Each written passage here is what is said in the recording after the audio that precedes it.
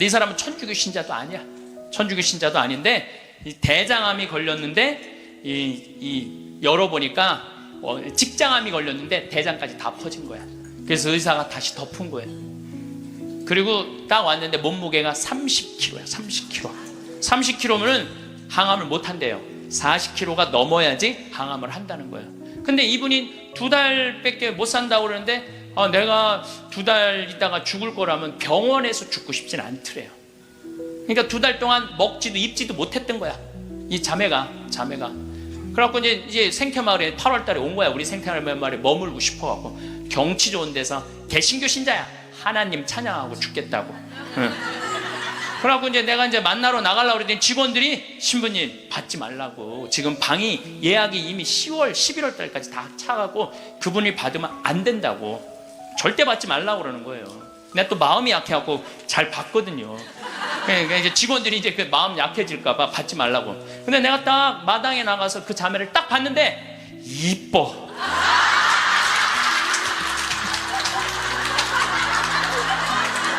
아니 57이라는데 그렇게 이뻐요. 이쁘더라고요.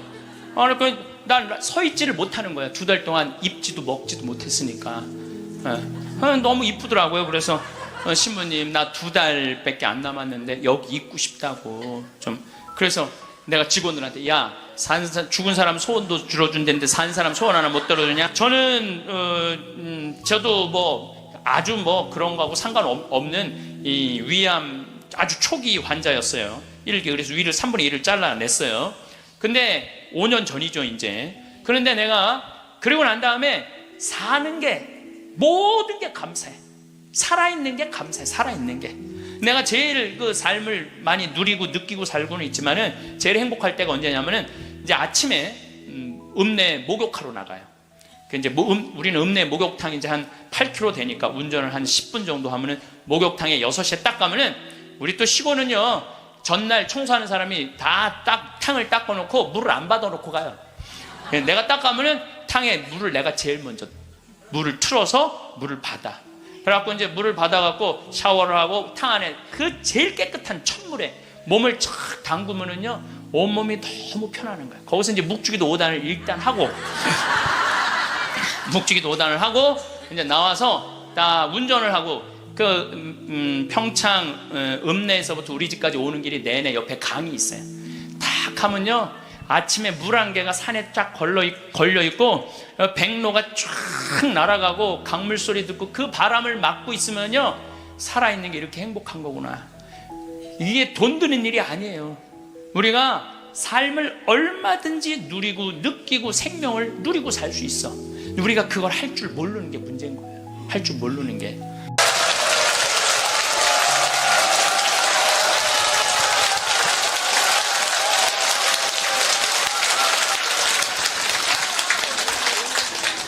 참 예수님 반갑습니다. 네, 시작 기도하고 강의 시작하도록 하겠습니다. 성부와 성자와 성령의 이름으로 아멘. 암이라고 하는 무서운 병을 만나면서 비로소 하느님을 만나게 되었습니다.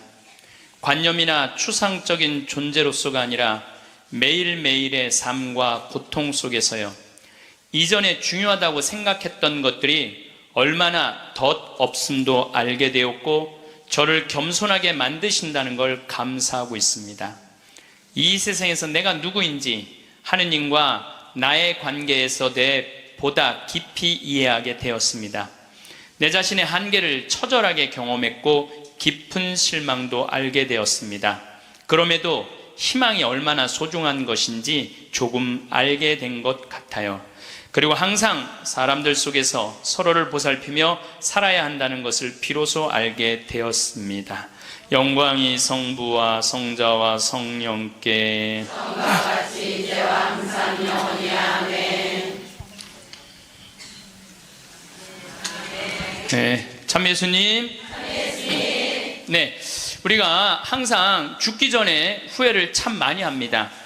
사람들이 병들어서 자신에게 주어진 시간이 얼마 남지 않았다고 하면 하느님, 만약 당신께서 다시 한번 저에게 목숨을, 생명을 허락하셔서 건강하게 된다면 훨씬 더 착하게 살고 운동도 열심히 하고 남들한테 희생도 잘하고 성당도 열심히 다니겠다고 그렇게 자신과 약속하는 사람들 참 많아요. 그렇죠? 내가 본당 신부 때 키가 1m 한 70, 한 4cm 되는 처녀 아이였어요. 키도 크고 얼굴도 이쁘고. 근데 아버지가 고엽제로 돌아가셨어요, 베트남에서. 근데 그때만 해도 이 자식한테 물림을 당한다고 그랬는데 병원에서 유방암일 가능성이 있다고. 그래갖고 이제 검사를 해놓고 한 2주 후에 결과가 나오는 거야. 근데 그 2주 동안 너무 불안한 거야. 그래서 사제관을 찾아왔어요. 신부님 너무 불안하다고. 나 암이면 어떻게 하느냐고. 나 아직 시집도 안 갔는데 아버지는 그렇게 돌아가시고 어떻게 하느냐고 막 정말 눈물을 흘리면서 고통스러워하고 괴로워하는 그 아가씨가 있었어요. 그래, 우리 기도해보자. 다 암이지 않을 수 있으니까. 그 2주일 후에 이 친구는 와갖고 너무 화난 얼굴로 신부님 암이 아니래요. 이 친구는 지금 거의 20년이 지난 지금도 아주 행복하게 잘 살고 지금도 1년에 한 번씩 나한테 인사를 와요. 여러분들도 병원에 갔는데 당신 암이라고 그러고 검사를 했어. 그 기다리는 기간 동안 여러분들 무슨 생각할 것 같아요? 결과 기다리는 동안 별 생각을 다 할 거예요. 내가 왜 이렇게 착하게 살지 못했을까? 만약에 내가 다시 살아난다면 마약도 더하고 일도 12시간씩 더하고 내가 미워하는 놈 끝까지 미워하고 이런 사람은 한 명도 없을 거예요. 그렇죠? 만약에 내가 더 다시 살아난다면 더 착하게 살고 더 기쁘게 살고 더 사랑하면서 살겠다고 100이면 100명 다 그렇게 결심할 거예요.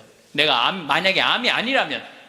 이런 놈들, 그때 내가 그 놈을 더 괴롭혔어야 되는데 더 미워했어야 되는데 만약에 이런 마음을 죽기 전에 다시 건강해진다면, 그런 마음을 갖는다면 이런 사람이 지옥에 가는 거예요. 이런 사람이. 난 이런 사람은 없다고 생각을 해요. 우리가 죽음이 아픈 건 사랑하지 못하기 때문에 아픈 거예요. 우리가 죽음이 아쉬운 건 미처 누리지 못한 행복 때문에 죽음이 아쉬운 거예요. 우리가 죽음이 괴로운 건 이 세상에서 사람으로서 꼭 해야 되는 도리를 하지 않고 이웃을 도우지 않았기 때문에 죽음이 아픈 거죠. 많은 경우 살아있을 때 우리 자매님들이 남편한테 이래요. 제발 담배 좀 끊어. 그때 안 끊다가 폐암 딱 걸려서 그때 끊는 사람들. 제발 술 좀 끊어. 그래도 안 끊다가 간암 걸려서 끊는 사람들. 이런 사람들이 가장 바보 같은 사람들이에요. 지난 2월 달에 괌에 강의를 갔다 왔는데 거긴 지금 휴양지잖아요. 그 총회장님이 재미난 얘기를 하시더라고요. 신부님, 그 괌에 휴양지 띠 뛰는 데가 있대요. 그러면은 생전 안 보이던 사람이 어느 날부터 뛰기 시작한대요. 그럼 사람들끼리 서로 수군거린대요. 저 사람 의사가 당신 운동하지 않으면 죽는다고 얘기한 사람이다. 3개월 뛰다가 사라진대요. 죽은 거죠.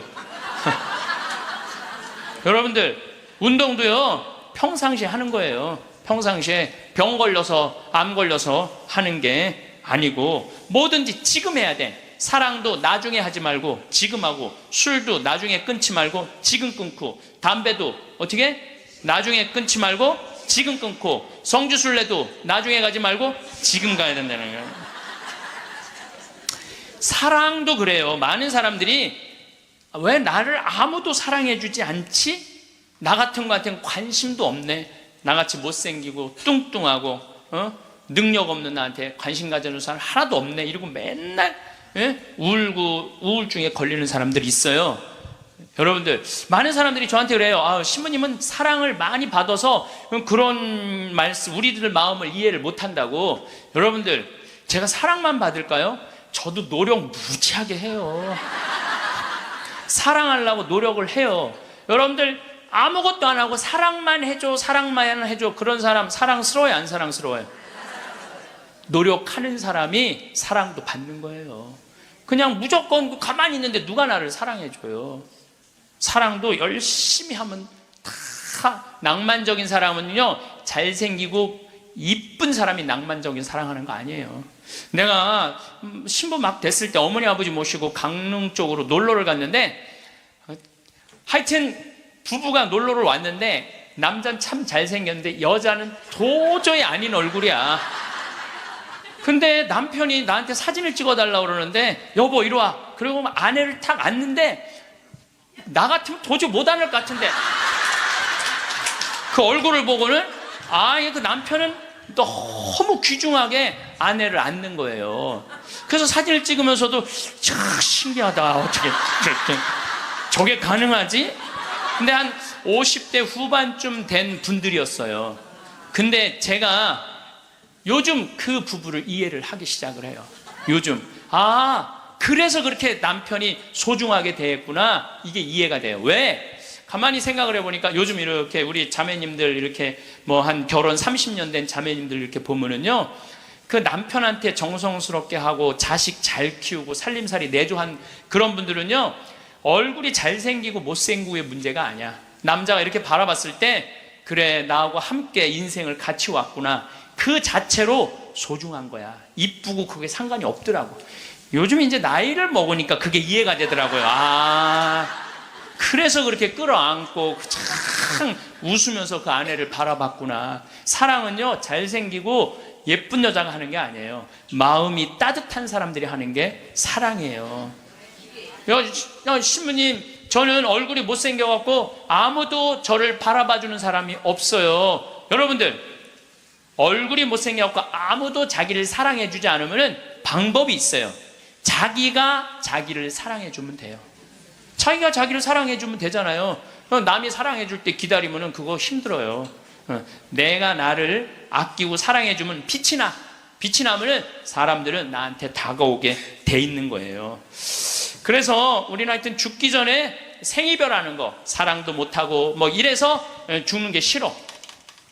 이제 사랑도 하고 여행도 다니고 다 좋아. 그래도 죽는 게 싫어. 왜 그러냐면 존재의 사라짐 때문에 그래요. 내 존재가 이 세상에서 없어진다는 것은 너무너무 슬픈 거예요. 이건 좀 형이상학적인 문제예요. 내 존재가 사라진다는 거. 내가 40살인데 1월 달에 병원에 갔더니 의사가 당신 2달밖에 못 산다. 기껏 살아야 두 달이다. 3월 달에는 죽는다. 그럼 이 사람은요, 이때부터 울기 시작을 하는 거야. 내가 3월 달에 죽어? 나 진달래 보고 싶은데, 진달래 필 때 나는 이 세상에 없겠네.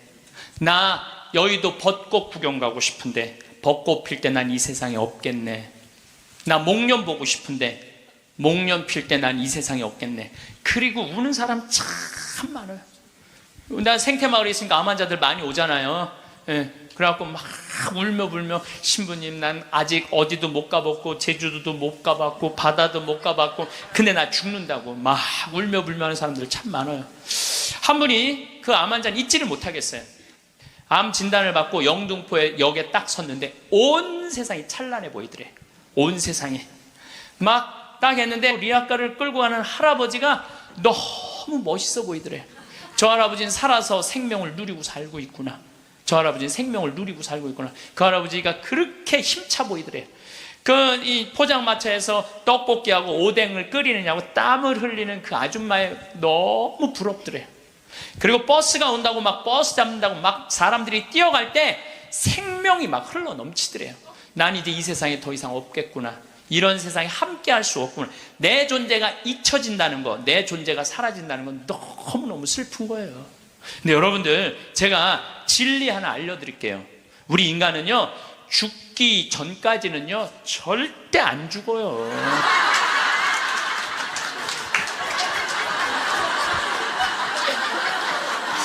아직 죽지도 않았는데 청승 떨지 말라 이거예요.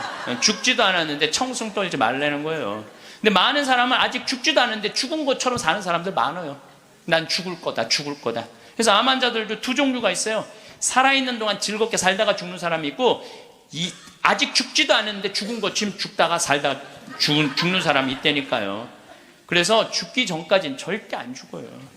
작년 8월 달에 우리 생태마을에 이제 우리는 암 환자를 더 이상 안 받습니다. 이 방송 보시는 분들 이제 더 이상 암 환자를 안 받아요. 왜 암 환자를 안 받냐? 우리 집은 사실은 암 환자들 치료 기관이 아니라 환경 교육하고 교우들 피정하는 집이에요.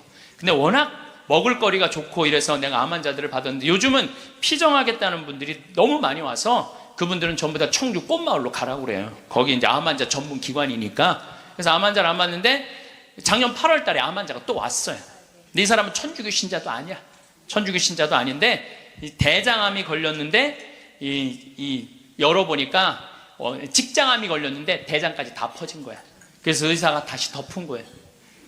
그리고 딱 왔는데 몸무게가 30kg야. 30kg. 30kg면은 항암을 못 한대요. 40kg가 넘어야지 항암을 한다는 거예요. 근데 이분이 2달밖에 못 산다고 그러는데 내가 2달 있다가 죽을 거라면 병원에서 죽고 싶진 않더래요. 그러니까 2달 동안 먹지도 입지도 못했던 거야.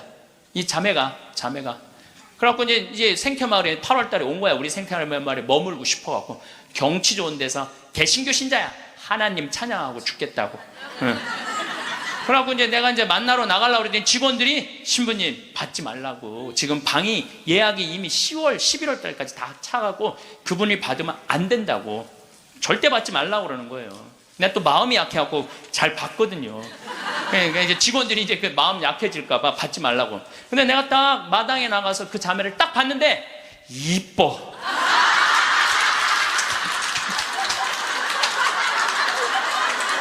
아니 57이라는데 그렇게 이뻐요.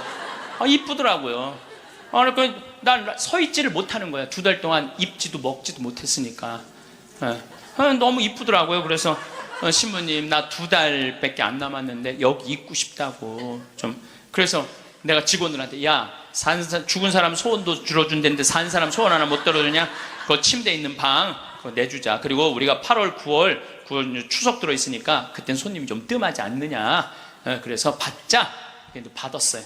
받았는데 이 자매가 유명한 번역가예요. 중국어, 영어, 독일어를 할 줄 아는 유명한 번역가예요. 여러분들도 아마 그분 책을 한 번씩 봤을 거예요. 근데 어쨌거나 우리 집에 와서 2달 동안 밥도 못 먹었다는 자매가 병원에서 우리 집에서는 밥을 나보다 더 먹는 거야. 밥이 너무 맛있다는 거야. 밥이 너무너무 맛있다는 거야. 밥이 너무 맛있다는 거예요. 그리고 이제 뒤에 이제 산책 둘레길이 1시간짜리가 있는데 그 둘레길을 돌면서 너무너무 행복하다는 거야. 너무너무 행복하다고. 이제 그래갖고 뭐 그런가 보다 해갖고 이제 10월 달이 됐는데 이제 2달 후에 방 빼줄 생각을 안 하는 거야. 2달 있다가 죽는다고 그래서 받아줬더니 살이 더 통통 찌는 거예요. 살이 더 통통. 근데 10월 달에 오더니 이 자매가 하는 말이 신부님 내가 미사 참여를 해보니까 성체가 너무 좋다는 거예요. 개신교는 성체 성사가 없잖아요.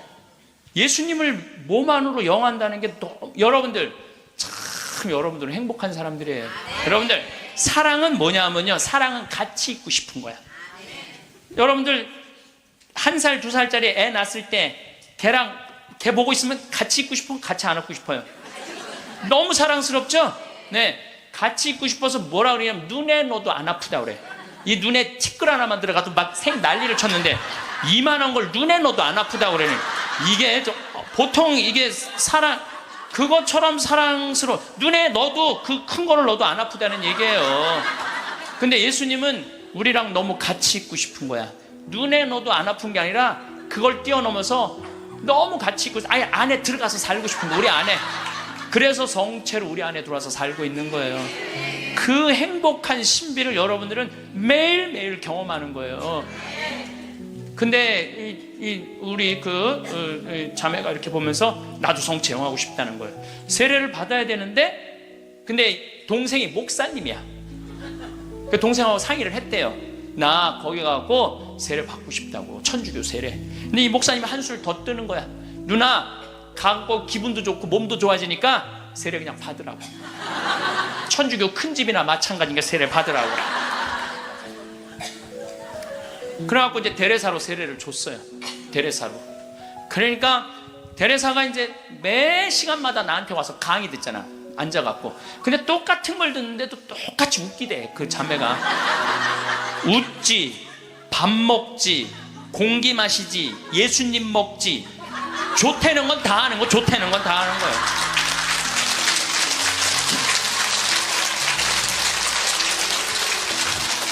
제가 시작 기도로 바친 게 이 자매가 나한테 메시지를 보낸 거예요. 네.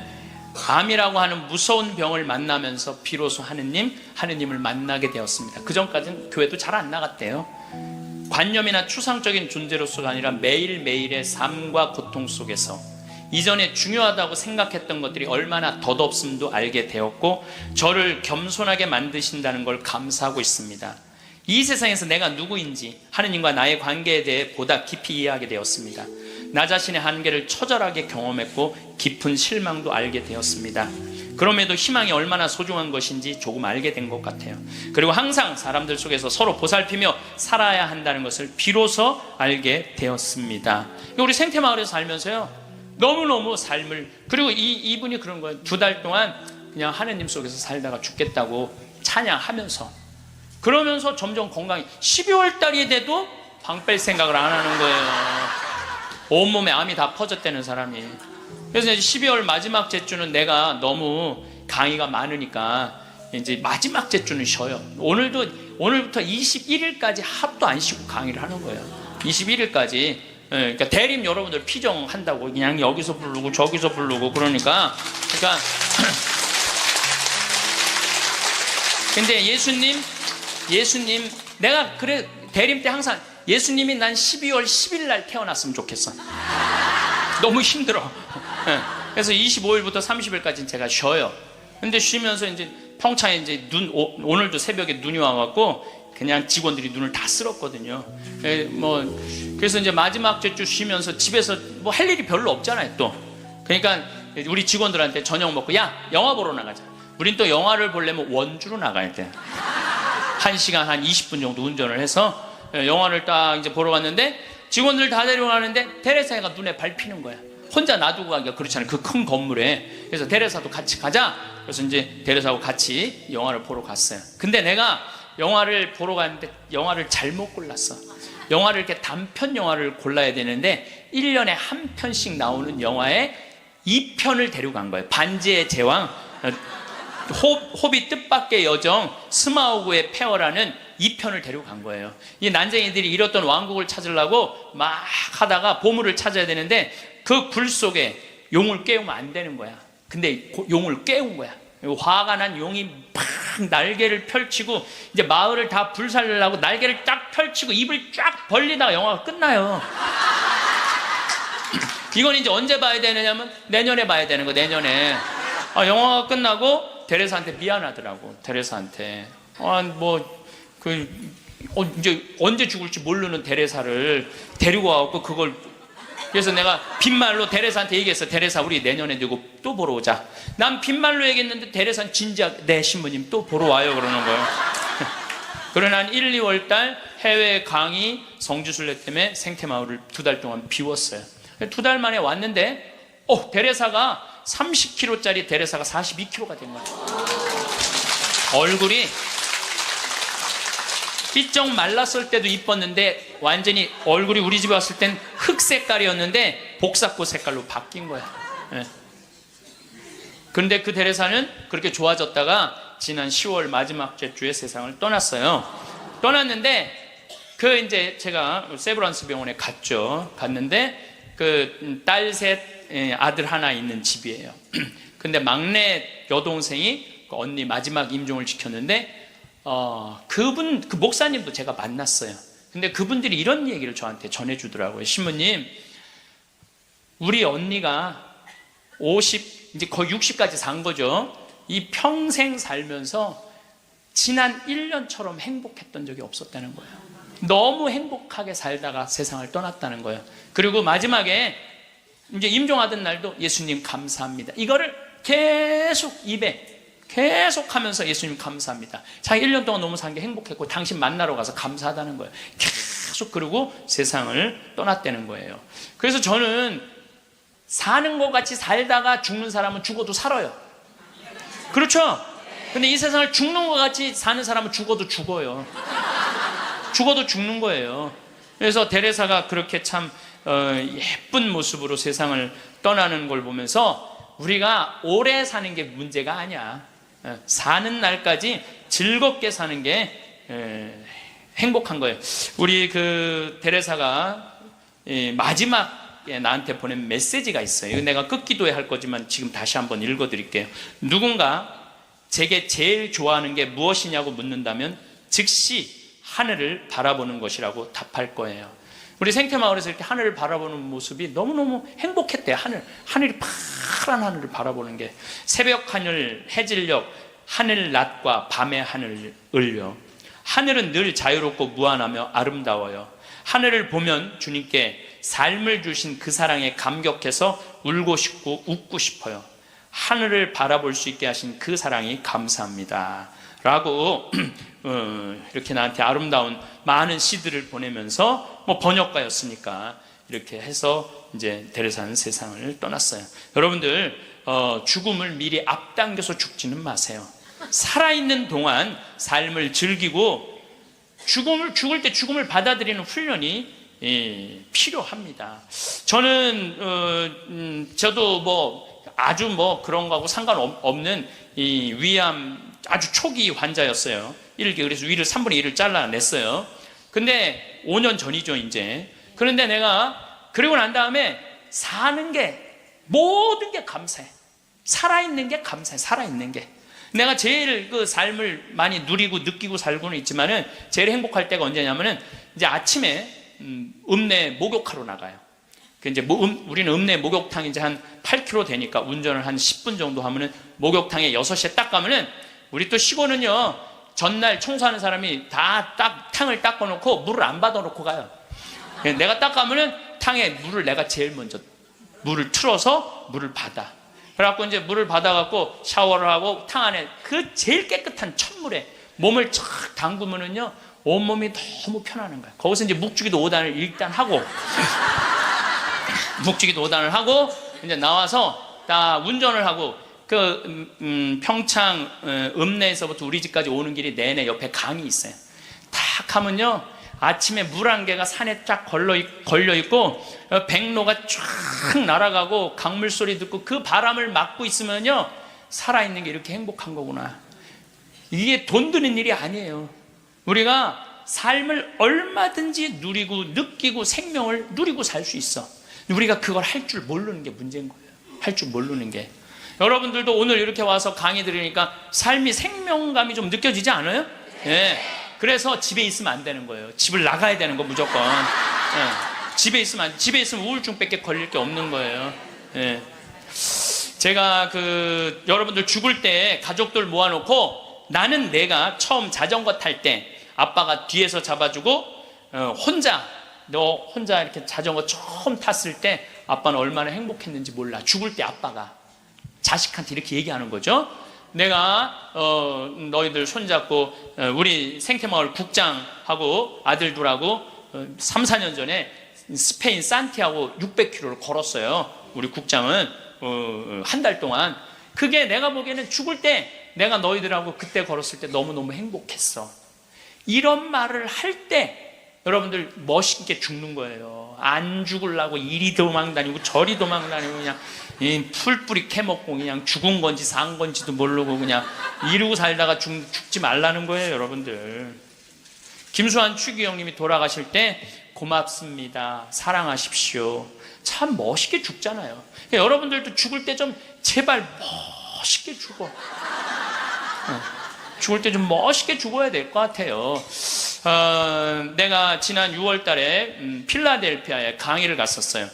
강의가 끝나고 이제 버지니아로 옮겨가려고 그러는데 기차를 타고 가려고 그러는데 젊은 부부들이 젊었다고 그래야 한 45, 6 된 부부들이 신부님 저희들이 모셔다 드릴게요. 뿌레젤이라는 가게를 하는 분이에요. 아니 가게는 어떻게 하고? 직원들이 알아서 해요. 뿌레젤이라는 건 뭐냐면은 밀가루에다가 소금 넣어서 굽는 빵이에요. 이게 하나에 300원이야. 그걸 5개를 묶어요. 그래갖고 그게 그냥 필라델피아는 흑인이 많이 살아요. 그걸 먹고 우리 김밥같이 먹는 거야. 김밥같이.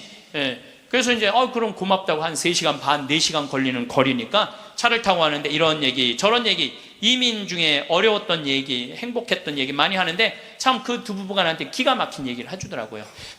한참 뿌레째를 구워서 팔면서 대출도 갖고 그러는데 하루는 완전히 늙은 흑인 하나가 찾아왔대요. 그러니 뿌레첼 300개를 주문을 하더래요. 그래서 내일 갖고 갈 거냐? 그랬더니 아니 오늘 갖고 갈 거냐. 아니 당신 2시간이나 기다려야 되는데 기다릴 수 있느냐? 난 기다릴 수 있다고 그러더래. 직원들이 막 눈총을 주더래요. 미국은 다 예약 문화거든. 전날 예약을 하고 찾아가겠다 이러는데 그 흑인은 와갖고 2시간을 기다리고 있더니 돈 벌고 싶은 욕심에 그 뿌레첼을 부지런히 걷대요. 그거 갖고 300개를 줬대. 뭐 하려고 그러냐? 그랬더니 내가 학교 수인데 우리 아이들 주려고 갖고 가는 거다. 그리고 갔대요. 다음 주에 또 오더니 또 뿌레첼 300개를 주문을 하더래요.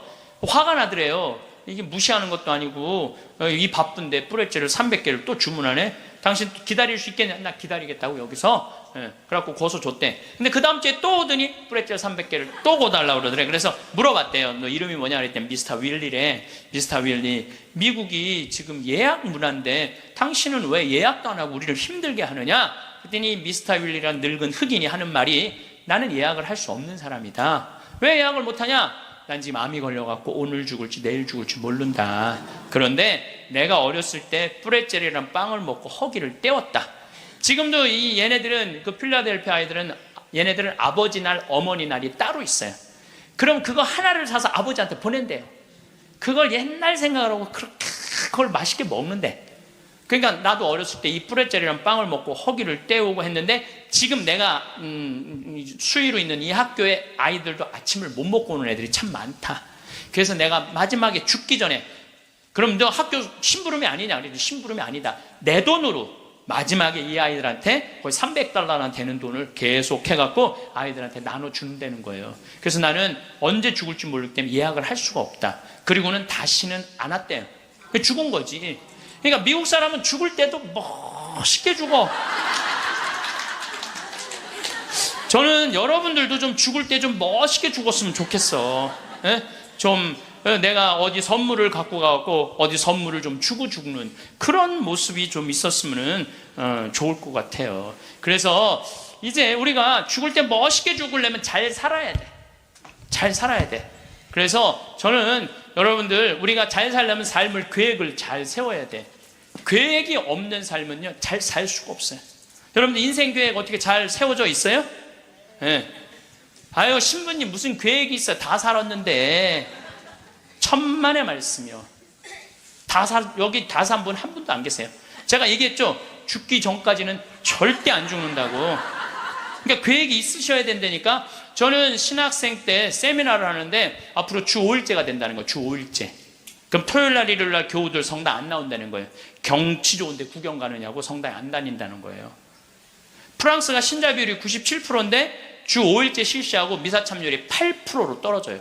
90%가 성당에 안 나오는 거예요. 내가 프랑스에 가보니까 금요일 저녁부터 놀러 나가더라고요. 금요일 저녁. 그 일요일만 되면 그 파리로 엄청난 차들이 들어오는 거야. 그럼 언제 성당에 가? 토요일날 놀러 다니느냐고. 그럼 내가 30년 전에 신학교 교수님들이 그러더라고요. 앞으로 주 5일째 되면 한국도 그런 일이 벌어질 거다. 금요일 저녁부터 놀러 나갈 것이다. 경치 좋은데 구경 간다고. 그럼 그들을 어떻게 하느님 품으로 이끌 것이냐? 답을 내놔라. 저는 그때 그런 생각을 했어요. 그래, 교우들이 경치 좋은데 구경 간다고 성당을 안 나와? 그럼 나는 나중에 신부가 되면 성당을 경치 좋은데 전화해야 되겠다. 그리고 글리 오라고 해야 되겠다. 그래서 이제 제가 이제 신부 되자마자 저는 생태마을을 신학생 때부터 꿈꿨으니까 신부 되자마자 땅 보러 다녔어요. 용문으로, 양평으로, 가평으로, 안성으로. 주머니 돈 한 푼 없어도 항상 꿈을 꾸면 하느님이 이루어 주시거든요. 네.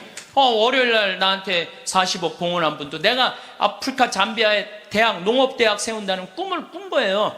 그러니 누가 이루어주시는 거예요? 하느님이 이루어주시는 거예요. 믿음이 있어야 돼. 언젠간 줄 거라는 믿음이 있어야 돼. 예. 그래서 이제 막 여기저기 땅 보러 다니는데 뭐 30억 50억 그러더라고요. 부동산 업자가 신부님 돈이 어디 있어서 땅을 보러 다니느냐고. 나 돈 한 푼도 없다. 대신 꿈이 있다. 꿈이. 그래서 이제 교구청에서 내가 하도 그렇게 뛰어다니니까 주교님이 부르더니 강원도 평창에 땅이 15,000평이 있다는 거, 15,000평. 그거를 꾸며보라는 거예요. 그래서 제가 30살에서부터 그걸 꾸미기 시작을 한 거예요. 본당 신부 하면서. 그럼 뭐 집에 들어오면 새벽 2, 3시 늘 그랬어요. 다 본당 사목하고 집에 들어오고 그러니까. 10년 하는데 도저히 안 되겠더라고요. 그래서 주교님한테 청을 드렸죠. 주교님, 저 이제 초대 본당 신부 2번을 5년을 했으니 저 이제 강원도 평창 생태마을에 들어가서 살게 허락을 해 주십시오. 청을 넣었더니 주교님 그럼 가라고. 그래서 내가 가서 생태마을에 가서 사는데 10년 동안 꽃 심어놓고 나무 심어놓고 사니까 지금은 봄만 되면 천국이에요. 천국. 얼마나 꽃이 피면 아름다운지 몰라요. 산수유 피고 개나리, 진달래, 뭐 마로니에, 목련, 벚꽃, 찔레꽃, 이팝꽃, 조팝꽃 뭐 이런 거 피면은 꽃동산이에요. 꽃동산. 얼마나 아름다운지 몰라요. 그래갖고 마당에 딱 서면 강이 쫙 내려다 보이니까 얼마나 좋아요. 사람이요, 여러분들 산이 하나 보이는 데 사는 사람은 그냥 그런 데서 사는 거래요. 근데 산이 3겹이 겹쳐서 보이는 데서 살면은요, 좋은 땅에서 사는 사람이라는 거예요. 근데 산이 한 5겹 겹쳐 보이는 데서 사는 사람은 명당에서 산다는 거예요. 근데 산이 한 7겹 겹쳐 보이면은 대명당, 대신 내려다 보여야 돼, 그 산이. 내려다 보면 대명당에 사는 거야. 근데 우리는 여기 있으면은 치악산 그 자락까지 보니까 12겹까지 보여, 12겹까지. 그리고 거기에 강 하나 흘러주면은 그건 말할 것도 없대는데 앞마당에. 그러니까 딱 마당에 딱 서 있으면은요, 얼마나 행복한지 몰라요. 이렇게 내가 50살이 된 거야. 그리고 밤하늘의 별이, 여러분들 우리 데레사도 별 얘기 했잖아요. 별이 얼마나 아름다운지 몰라요. 그러니까 우리 여기 남산이 278m야. 우리 생태마을은 325m야. 그러니까 강의 끝나고 밤 11시, 12시에 가면요, 하늘을 보면요, 지금은 이제 오리온, 황소자리, 마차부자리, 뭐 카시오페아, 북두칠성, 별똥별이 떨어지잖아요. 별똥별 꼬리 타는 소리가 들려요. 별똥 떨어질 때, 아니 뻥이 아니라니까. 떨어질 때 따다다다다다 이러면서 떨어요. 따다다다다. 참.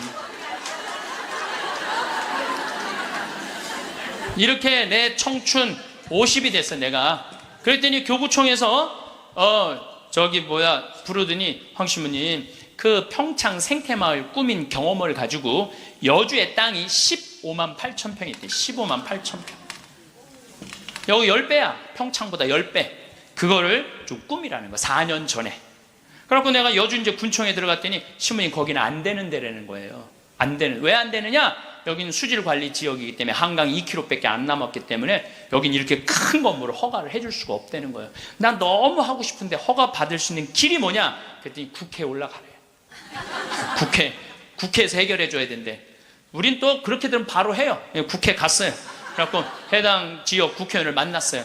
나 우리나라 국민들이 맨날 먹고 마시는 데만 있는 게 아니라 정말 정신적으로 쉴 수 있는 공간을 만들고 싶다. 그래서 여기 하고 싶다. 그랬더니 국회의원이 딱 보더니 신문 이거 안 되는 거라고. 근데 한마디 했어. 내가 안 되니까 여기 왔지 데모 오겠냐고.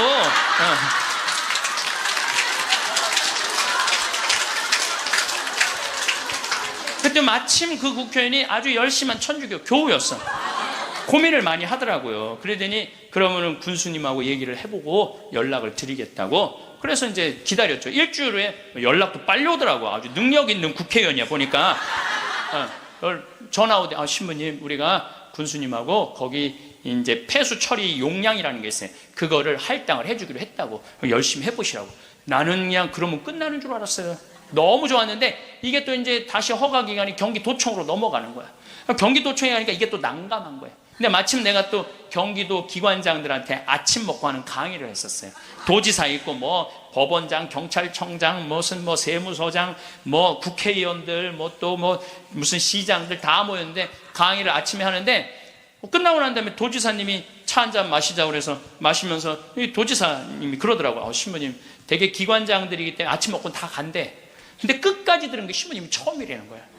신부님 너무너무 우리한테 유익한 강의를 해줘서 너무너무 감사하다고. 혹시 필요한 거 있으면 말을 하라고. 내가 필요한 거 있다고. 나 필요한 거 있다. 내가 지금 여주에 생태마을을 꾸미는데 이게 너무 힘들다. 그랬더니 딱 도지사님 다 알아듣더니 바로 황경국하고 얘기를 하더니 막 행정실장 부르더니 일사천리로 그 자리에서 또 군수님한테도 전화해갖고 신부님 하는 일 도와주라고. 그래서 너무 나는 또 그러면 끝나는 줄 알았어. 그랬더니 그거보다 더 어려운 기관이 뭐냐면은 한강유역관리청이에요. 거기서 부정적인 의견이 나오면 안 되는 거예요. 거기 갔는데 안 된다는 거예요. 다 안 된다는 거 하여튼 다 안 된다는 거예요. 그래서 갔는데 그 이제 판시관이 7급 공무원인데 여자야. 남자는 이렇게 쑤시고 저렇게 쑤시면 어떻게 되는데 여자는 뭐 어떻게 할 길이 없잖아요. 그래갖고 신부님 여기는 안 되는 이유를 쭉 설명을 하더라고요. 그런데 난 여기 너무 하고 싶다. 생태 공원도 조성하고 맨날 내가 프랑스 떼제 공동체를 가보니까 한 주에 3,000명씩 와서 피정을 하고 가는 거예요. 한 주에 3,000명. 그러니까 걔네들은 정신적인 훈련을 너무너무 많이 하는 거예요. 근데 우리나라는 그런 데가 거의 없는 거야. 그래서 우리 천주교 교우들도 그래서 저 여주는요 피정 기간이 월요일부터 주일이야. 일주일 동안 하는 거야. 일주일 동안. 그래서 찬송도 하고 미사 참여도 하고 강의도 듣고 밭에 나가고 잠깐 일도 하고 이런 얼마나 여러분들 시간 많잖아. 그러니까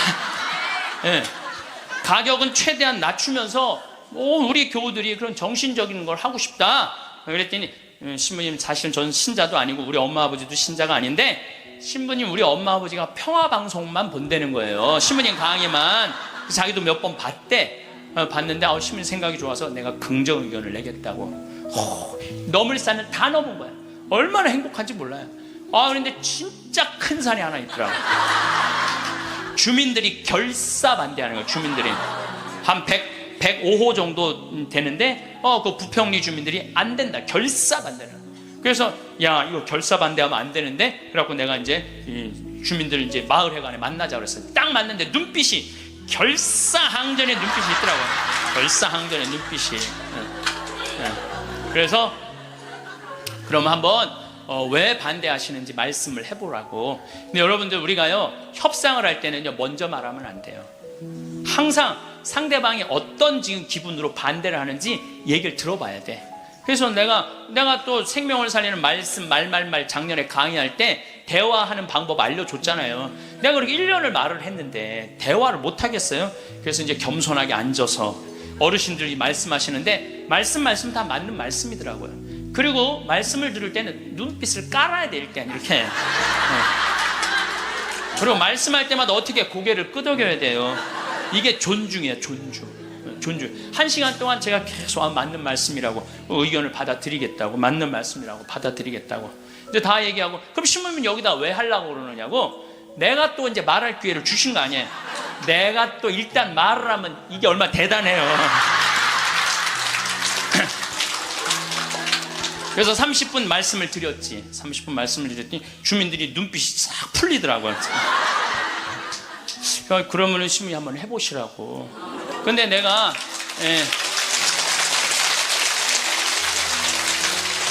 그걸로 끝나서는 안 될 것 같아. 그래서 저는 강원도도 이런 생태마을을 하는데 내가 주민들을 초청하고 싶다고 초청을 해서 이런 생태, 이게 나쁜 게 아니고 정말 생명을 살리고 싶은 그런 마음으로 건강한 먹을거리를 만들고 싶은 마음으로 하는 거니까 한번 와서 보시라고. 이제 주민들을 이제 우리 생태마을에 모셨어요. 근데 그날따라 피정객들이 엄청나게 온 거야. 그날따라. 그래갖고 막 우리 지역 농산물 다 유통을 하거든요. 지역 동네 뭐 여기 영월 평창에 있는 농산물들 뭐 하다못해 꿀까지도 다 우리 집에 들어오면 피정객들이 와서 다 사가니까. 그러니까 지역 농산물들을 다 유통을 해주니까 얼마나 좋아요. 그걸 보더니 제가 바로 저런 거 여러분들 거기 이제 옥수수, 감자, 고구마 많이 심거든요. 이런 거 다 유통시켜 주려고 지금 그러는 거다. 주민들이 보더니 우리하고 함께 하려고 그러는 거야. 그래서 주민들이 서명까지 다 해줬어. 서명까지.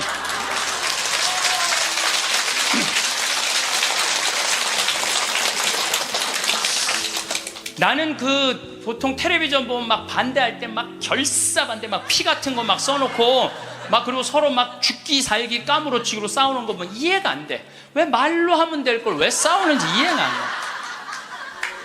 나도 양보할 걸 많이 양보를 했어요. 왜냐면은 거기에 주민들이 나는 그 산을 좀 넓은 농토를 하려고 하는데 산을 보존해 달라고 그러더라고. 맞는 말씀이잖아요. 그래서 산 보존하는 걸로 하고 이제 거기서 이제 말을 좀 해서 이 사람이 말을 타면은요, 이게 그 말을 키우고 싶은 이유 중에 하나는 왜 말을 키우고 싶으냐면 장애자들이 말을 타면요 이 치료가 굉장히 좋아요. 그래서 장애인 협회에서 나한테 와갖고 신부님 말을 좀 하면은 말 탈 공간이 없다는 거예요. 지금 수도권은 너무 비싸고, 근데 여긴 땅이 15만 8천 평 아니에요. 15만 8천 평.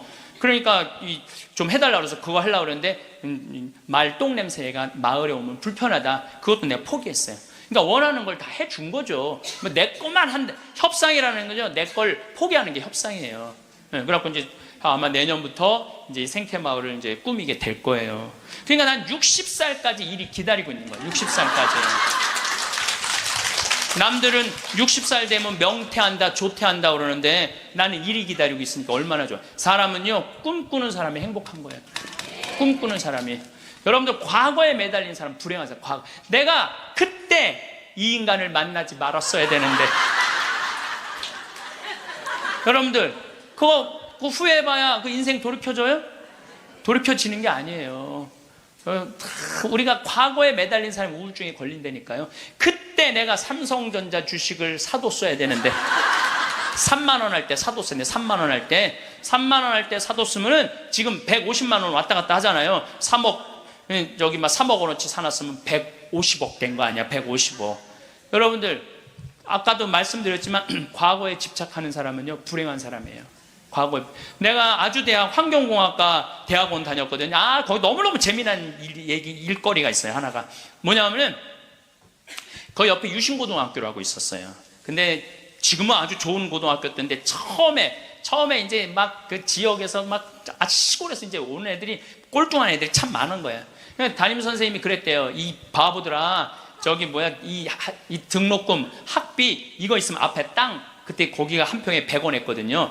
30년 전 이거나 사두라고, 이 바보들아. 맨날 선생님 그랬대요. 그런데 30년이 지난 지금 거기는 한 평에 3천만 원이에요. 그럼 그 이제 난 애 나이 뭐 한 4-5살 위아래 그때 공부 못했던 애들이 이런 말을 하는 거. 그때 담임 선생님 말을 들었어야 되는데. 여러분들, 아니 그럼 30년 전으로 돌아갈 거야? 어떻게 할 거야? 과거에 매달린 사람은 불행한 사람이에요. 미래를 꿈꾸는 사람이 행복한 거예요. 미래를 꿈꾸는 사람. 계획이 있어야 된다는 거예요. 삶에는 계획이 있어야 된다는 거예요. 그래서 여러분들은 어떤 계획을 갖고 계시냐, 이 자세한 얘기는 다시 다음 시간에 하겠습니다. 성공한 사람들을 보면 크게 두 부류로 나뉘는 걸 알 수 있습니다. 하나는 자신이 성공했다고 여기저기 떠벌리고 다니는 사람들, 그리고 또 하나는 조용히 아무 말 없이 자기 삶을 사는 사람들입니다. 우리는 흔히 성공을 하면 자연스럽게 자랑하고 싶어질 거라고 생각하죠. 좋은 차를 사고 비싼 시계를 차고 SNS에 멋진 사진을 올리고 싶을 겁니다. 왜냐하면 그렇게 하면 남들이 나를 더 인정해 줄 거라고 믿으니까요. 하지만 현실은 그렇지 않습니다. 오히려 진짜 성공한 사람들은 그렇게 행동하지 않습니다.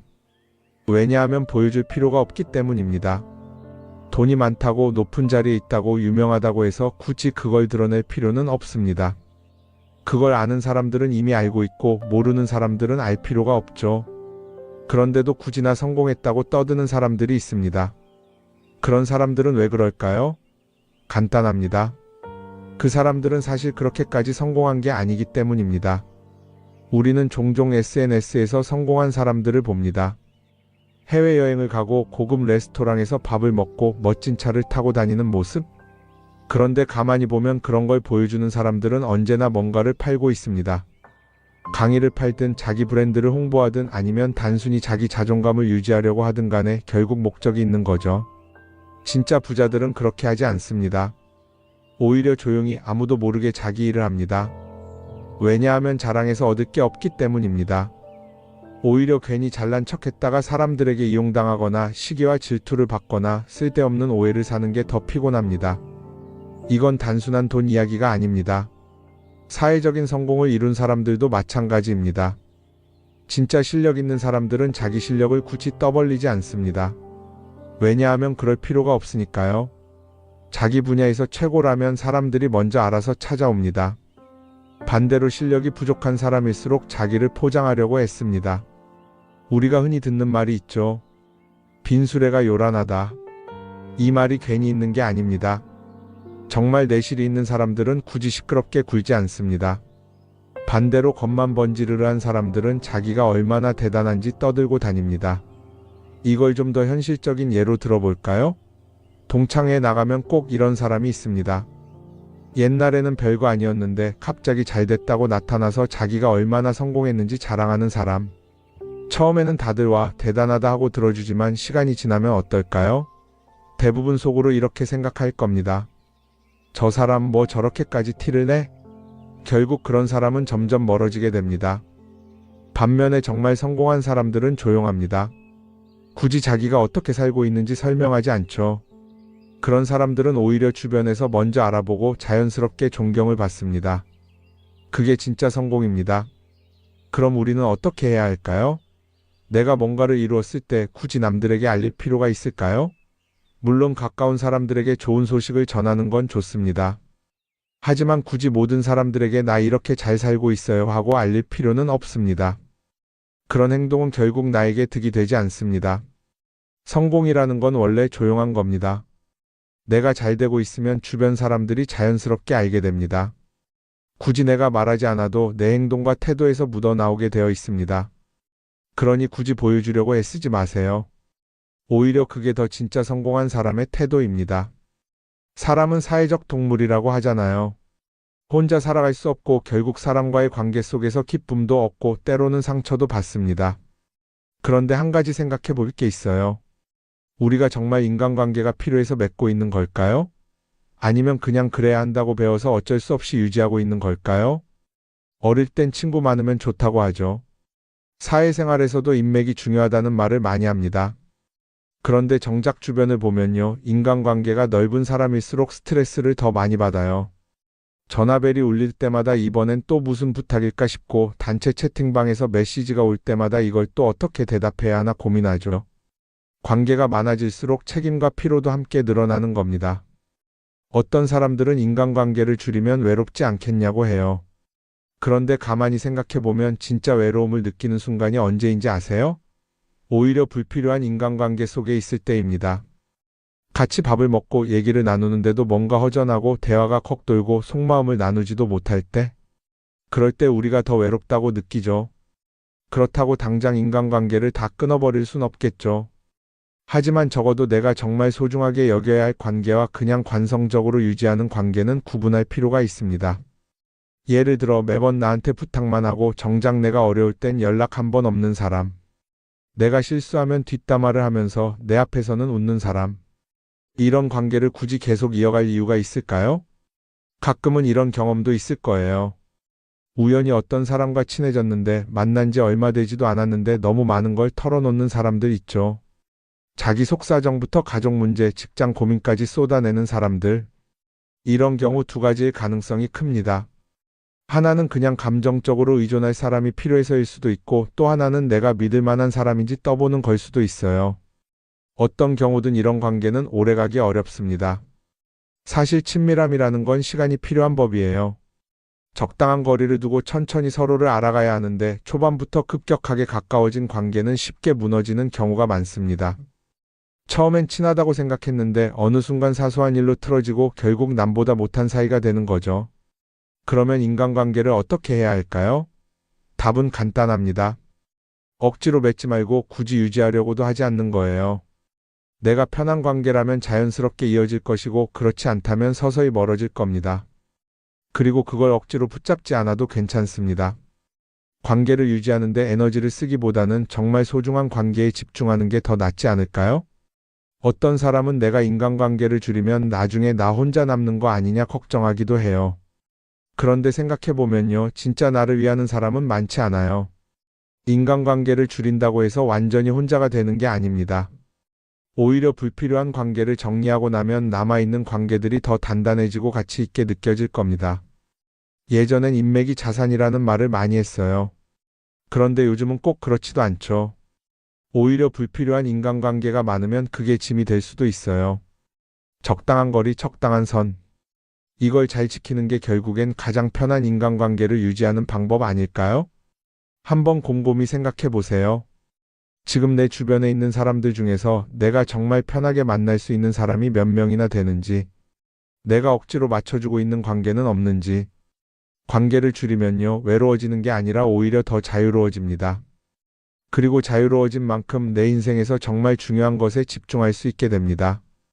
인간관계 너무 많은 걸 신경 쓰다 보면 정작 중요한 걸 놓칠 수 있어요.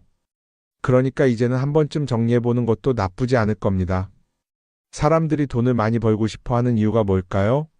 단순히 돈이 많으면 좋으니까? 물론 그것도 있겠지만 사실 돈을 원하는 진짜 이유는 더 나은 삶을 살기 위해서겠죠. 그런데 문제는 돈을 많이 번다고 해서 반드시 삶이 나아지는 건 아니라는 겁니다. 오히려 더 많이 벌수록 더 많이 쓰게 되는 경우가 많아요. 가끔 이런 생각해 본 적 없으세요? 예전에는 돈이 지금보다 훨씬 적었는데 이상하게 그때가 더 여유로웠던 것 같다. 왜 그럴까요? 사실 우리가 원하는 건 돈 그 자체가 아니라 돈을 통해 얻을 수 있는 자유인데 돈을 벌면 벌수록 그 자유를 잃어버리는 경우가 많아요.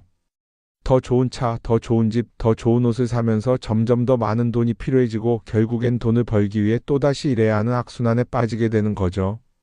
한번 생각해 봅시다.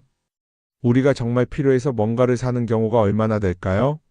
필요해서라기보다는 남들이 가지고 있으니까 없어 보이기 싫으니까 혹은 그냥 기분 전환을 위해서 소비하는 경우가 훨씬 많아요. 그리고 그런 소비를 할 때마다 스스로 이렇게 합리화를 하죠. 이 정도는 나를 위한 투자야. 그런데 가만히 보면 그 소비가 진짜 나를 위한 소비인지 아니면 그냥 사회가 만든 기준에 끌려가고 있는 건지 헷갈릴 때가 많습니다. 예를 들어 예전에는 스마트폰 하나면 충분했는데 이제는 스마트워치도 있어야 하고 무선 이어폰도 필요하고 태블릿도 있어야 할 것 같고 하나를 사면 또 다른 무언가가 필요해지는 시기예요. 사실 이건 우리가 그렇게 만들어진 겁니다. 광고도 그렇고 SNS도 그렇고 자꾸 우리에게 이렇게 말하죠. 이걸 사야 더 행복해질 수 있어요. 그런데 정작 그걸 사고 나면 어때요? 처음 며칠은 좋죠. 그런데 시간이 지나면 또 다른 걸 사고 싶어져요. 왜냐하면 물건이 우리를 오래 행복하게 만들어주지는 않거든요. 특히 요즘은 SNS가 이런 소비 심리를 더 부추기는 것 같아요. 예전에는 친구들끼리 만나서 나 새로 샀어 하고 자랑하는 게 전부였는데 이제는 SNS에 올리면서 전 세계 사람들에게 보여주잖아요. 그러다 보니까 남들도 다 뭔가를 사서 올리고 나도 따라해야 할 것 같은 기분이 드는 거예요. 그런데 중요한 건 그 사람들도 사실은 나와 똑같은 기분이라는 겁니다. 내가 남을 부러워하는 만큼 나도 누군가에게 부러움을 사려고 애쓰고 있는 거죠. 결국 끝없는 비교와 소비 속에서 진짜 중요한 걸 놓치게 되는 겁니다. 한번 이렇게 생각해보면 어떨까요? 만약 내가 지금부터 딱 1년 동안 불필요한 소비를 하지 않는다면 내 삶이 어떻게 변할까? 아마 처음에는 답답할 수도 있어요. 사고 싶었던 걸 참아야 하니까. 그런데 그걸 몇 번 참고 나면 어느 순간 깨닫게 될 겁니다. 내가 굳이 이걸 안 사도 괜찮네? 그렇게 불필요한 소비가 줄어들면 자연스럽게 돈이 쌓이겠죠. 그런데 돈이 쌓이는 것보다 더 중요한 게 있어요. 바로 마음의 여유가 생긴다는 겁니다. 돈을 쓰지 않는다고 해서 불행해지는 게 아니라 오히려 소비로부터 자유로워지면서 진짜 행복을 찾을 수 있어요. 물론 이걸 실천하는 게 쉽지는 않겠죠. 우리 주변에는 소비를 부추기는 것들이 너무 많으니까요. 하지만 적어도 이런 건 해볼 수 있습니다. 뭔가를 사고 싶을 때 한 번만 스스로에게 물어보는 거예요. 이게 정말 나한테 필요한 걸까? 아니면 그냥 순간적인 욕심일까? 만약 그 질문을 던졌을 때 5초 안에 당연히 필요하지 라는 답이 나오지 않는다면 사실 그건 없어도 되는 물건일 가능성이 큽니다. 정말 필요한 건 고민할 필요도 없이 바로 떠오르거든요. 그러니까 이제는 한 번쯤 생각해 봐야 할 것 같아요. 나는 지금 내가 원하는 삶을 살고 있는 걸까? 아니면 남들이 만든 기준에 맞추기 위해 내 시간을 팔고 있는 걸까? 소비를 줄인다는 건 단순히 돈을 아끼는 게 아닙니다. 그건 결국 내 삶의 선택권을 되찾는 일이거든요. 돈을 많이 버는 것도 중요하지만 더 중요한 건 그 돈을 어떻게 쓰느냐입니다. 그리고 때로는 아무것도 사지 않는 게 최고의 선택일 수도 있어요. 우리는 요즘 SNS 없이 사는 게 거의 불가능한 시대에 살고 있죠.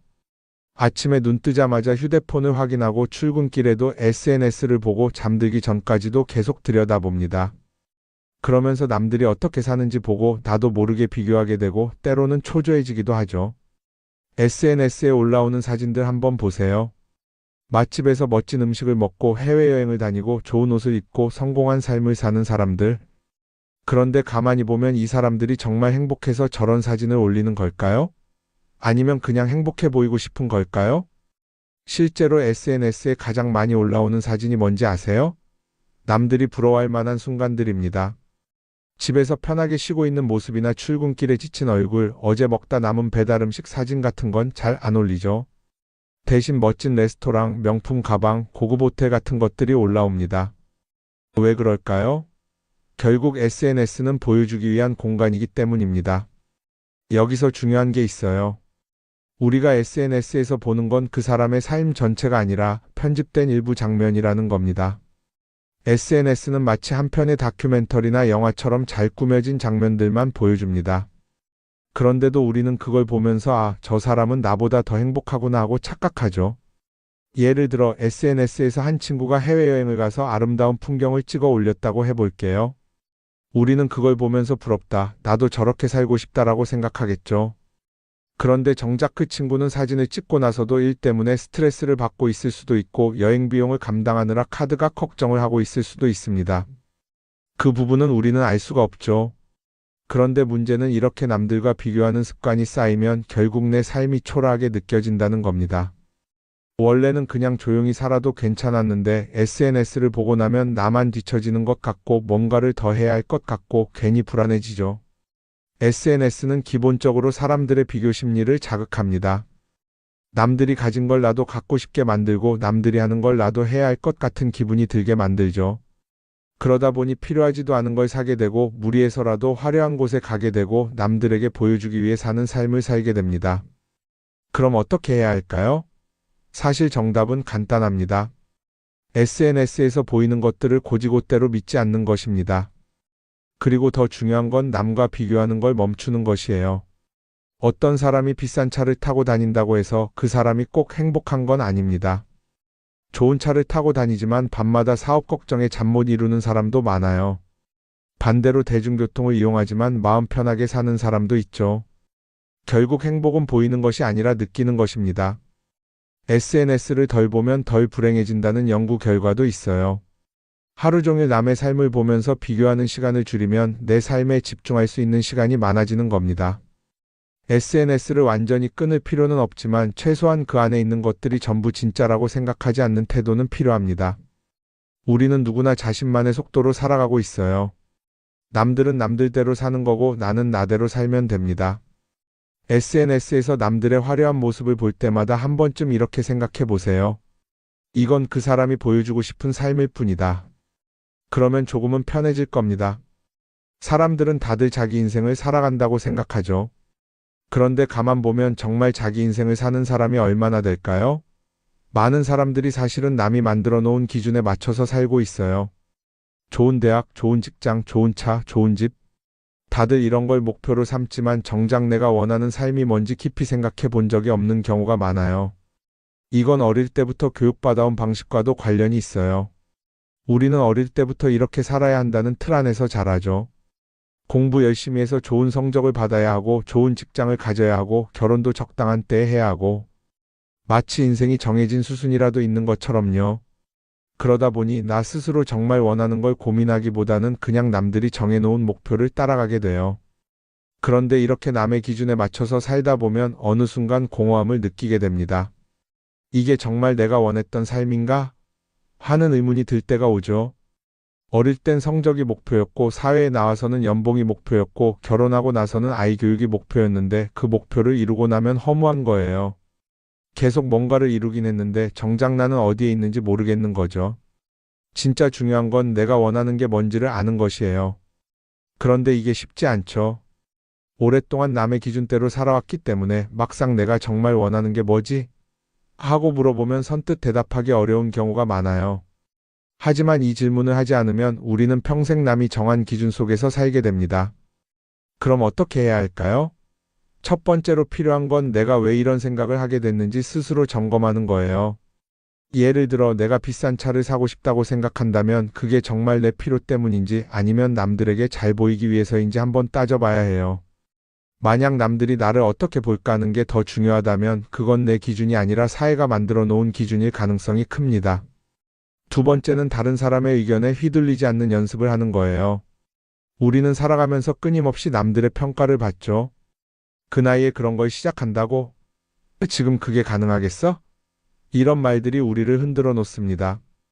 그런데 그런 말에 신경 쓰다 보면 결국 아무것도 하지 못하게 돼요. 중요한 건 남들이 뭐라고 하든 내가 결정하는 거예요. 물론 남의 조언을 들을 수도 있고 참고할 수도 있죠. 하지만 최종 결정은 항상 내 몫이어야 합니다. 내가 결정하고 내가 책임지는 거. 그렇게 해야 내 삶을 온전히 내 것으로 만들 수 있어요. 세 번째는 내가 한 선택에 책임지는 자세를 가지는 거예요. 많은 사람들이 무언가를 선택하고 나서도 후회하죠. 괜히 이걸 했나? 이 선택이 잘못된 건 아닐까? 그런데 한 가지 확실한 건 후회한다고 해서 과거가 바뀌지는 않는다는 거예요. 내가 한 선택이라면 그 선택이 틀렸다고 해도 받아들이고 그 안에서 최선을 다하는 게 더 중요해요. 이렇게 말하면 그럼 실수하면 어떡하죠? 라고 걱정하는 분들도 있을 거예요. 하지만 생각해보면 우리가 실수를 두려워하는 이유도 결국 남의 시선 때문이에요. 내가 실패하면 남들이 날 어떻게 볼까? 이런 걱정이 더 크죠. 그런데 남들은 생각보다 우리한테 관심이 없어요. 우리가 성공하든 실패하든 남들은 자기 삶을 사느라 바빠요. 그러니까 내 인생의 주인은 결국 나 자신이라는 걸 명확히 할 필요가 있어요. 내 선택을 하고 그 선택에 책임지면서 남이 아니라 나에게 맞는 길을 찾는 것. 그게 진짜로 내 삶을 살아가는 방법이 아닐까요? 어쩌면 우리는 너무 오랫동안 이렇게 살아야 한다는 틀 속에 갇혀 있었는지도 모릅니다. 하지만 이제는 한 번쯤 생각해 봐야 합니다. 나는 진짜 내 삶을 살고 있는가? 그리고 만약 아니라면 지금부터라도 조금씩 바꿔보면 어떨까요?